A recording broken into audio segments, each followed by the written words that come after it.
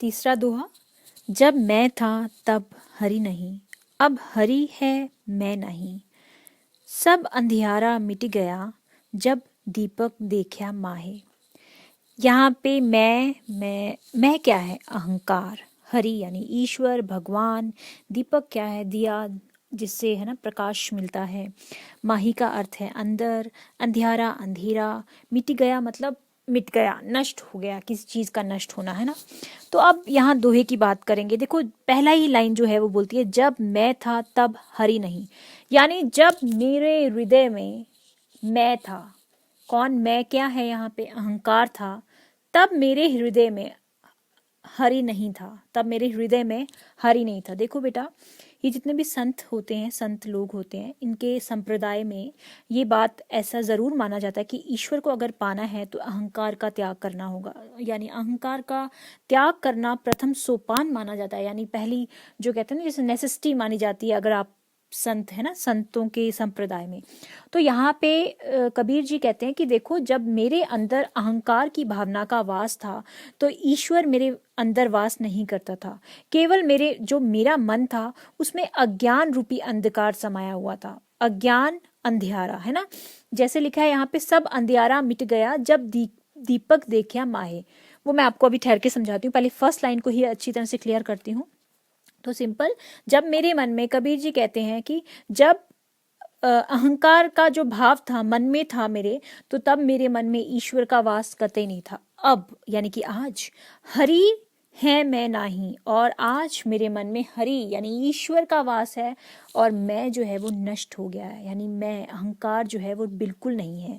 उसी प्रकार, जिस प्रकार देखो दीपक के जलने से, यहाँ पे जब दीपक देखा माही, यानी दीपक दिखा उन्हें। दीपक यहाँ किसका प्रतीक है? प्रकाश का, रोशनी का, ज्ञान का। और यहाँ अंधियारा जो है अज्ञान का प्रतीक है। यानी कि अब मेरे अंदर का अंधियारा जो है, जैसे जब मेरे अंदर से अहंकार जो था वो नष्ट हो गया, तब मेरे अंदर का सारा अंधियारा यानी अज्ञान जो था वो मिट गया, जो अंधेरा था, और मेरे को वो दीपक दिखा। कौन सा दीपक? ज्ञान रूपी दीपक जो है वो मुझे दिखा। तो सिंपल है बेटा। इसमें अब हम शिल्प सौंदर्य की बात करें तो सबसे पहले आप इसमें लिखेंगे कि इस दोहे में जो संत संप्रदाय होते हैं वो अहंकार का जो नष्ट होना ही प्रथम सोपान मानते हैं, है ना। और फिर आप बताएंगे कि इसमें सेम वही पंचमेल भाषाओं का प्रयोग हुआ है, दोहा छंद शैली का प्रयोग हुआ है, सदुकड़ी भाषा का प्रयोग है, उपदेशात्मक शैली है, और यहाँ पे अनुप्रास अलंकार का भी प्रयोग हुआ है। दीपक देखिया, द और द की आवृत्ति।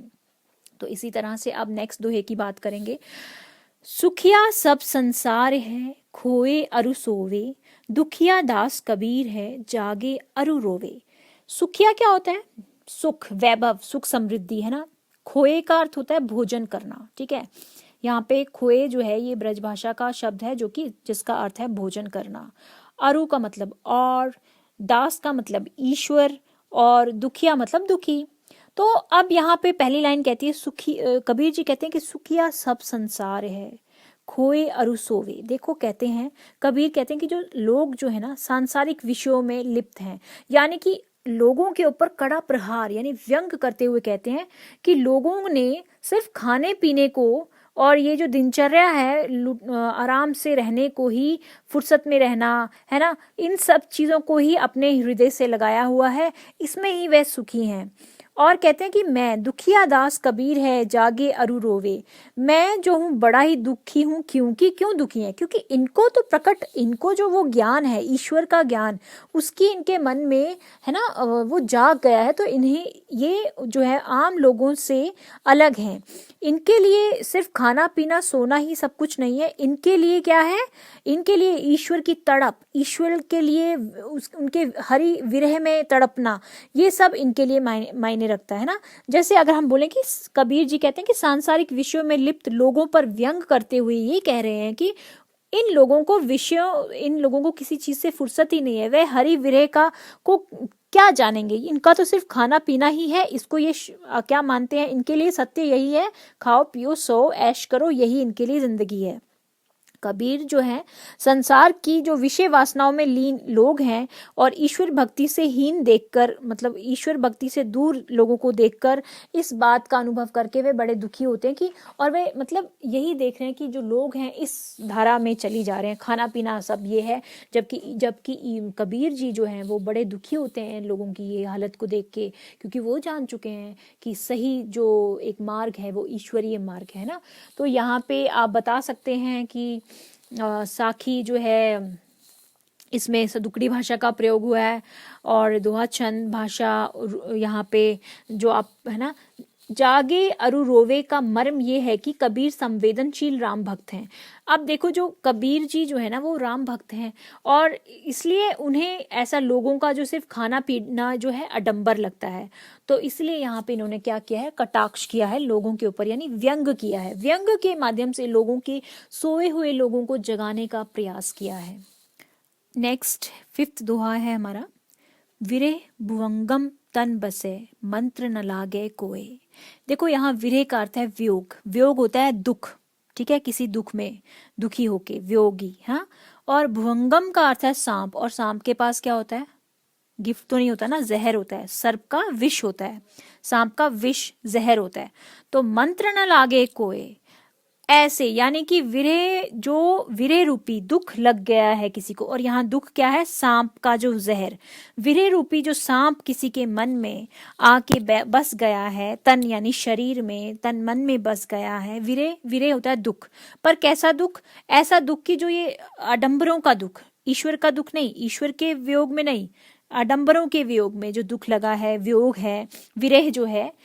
मंत्र न लागे कोई, ऐसे शरीर को किसी का कोई मंत्र नहीं लगता, कोई झाड़ फूक, कोई दवा दारू ऐसे व्यक्ति को नहीं लगती, क्योंकि इसके विरह यानी हृदय में विरह है, पर वो कौन सा विरह है, सांप के जहर वाला, ठीक है। तो राम वियोगी ना जीवे, जो राम के वियोग में नहीं, यानी राम ईश्वर भगवान, ईश्वर के लिए जो वियोगी नहीं होता ना, वो ना जीवित लोगों में आता है ना मरे लोगों में आता है, यानी कि ना जीवे और ना वो मरे, ना जीवे, जीवे तो बोहरा, और अगर जीता है तो बोहरा, बोहरा मीन्स पगला जाना, बावला हो जाना, पागल हो जाने वाली स्थिति हो जाती है उसकी, ठीक है। तो यहाँ विरह शिल्प सौंदर्य की बात करें तो जो विरह पीड़ा के लिए यहाँ सर्प यानी सांप और विष का सुंदर उदाहरण दिया गया है। सदुकड़ी भाषा का प्रयोग है, दोहा शैली छंद में लिखा गया है, उपदेशात्मक शैली है, अनुप्रास अलंकार भी देखने को मिलता है। तो ये हमारा था 5th दोहा। इसके साथ ही हम आपके पास आएंगे, नेक्स्ट है, निंदक नेड़े नेड़ा राखिए अगन कुटी बधाए, बिन साबुन पानी बिना निर्मल करे सुभाए। निंदक होता है निंदा करने वाला, जो हम आज के टाइम पे हमारी बुराई करते हैं ना, उनके लिए ये शब्द प्रयोग किया गया है। नेड़ा, नेड़े, नेड़े ये पंजाबी वर्ड है, नेड़े रखना यानी पास रखना। आंगन, आंगन क्या है, अपने आंगन में यानी हमारे बरामदे में।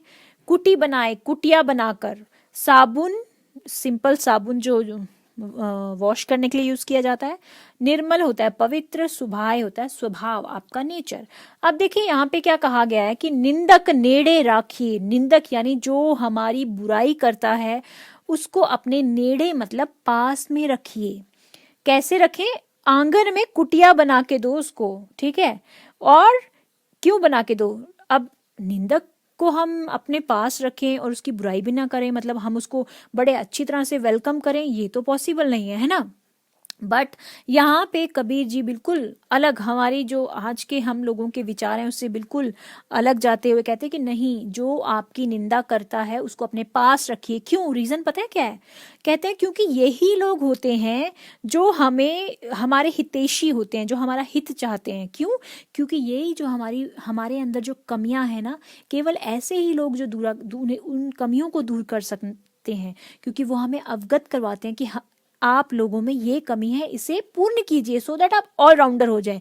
तो यहाँ पे इन्होंने वही कहा कि निंदक नेड़े राखिए अगन कुटी बनाए, है ना। आप उसे कुटिया बना के दीजिए, जो आपकी उपेक्षा करते हैं, जो आपकी बुराई करते हैं, ठीक है, उसे कुटिया बना कर दीजिए, अपने निकट रखिए हरदम। उसके व्यंग वाणों से विचलित नहीं होना चाहिए, क्योंकि उसका हमें लाभ ही होगा इनके व्यंग बाणों का। देखो उससे क्या होगा कि हम अपने मन में, हम अपने अंदर, अपने व्यक्तित्व में दोष जो हैं, बुराइयां जो हैं, जो हमारी कमियां हैं, उन्हें खोजेंगे और उन्हें समाप्त करेंगे और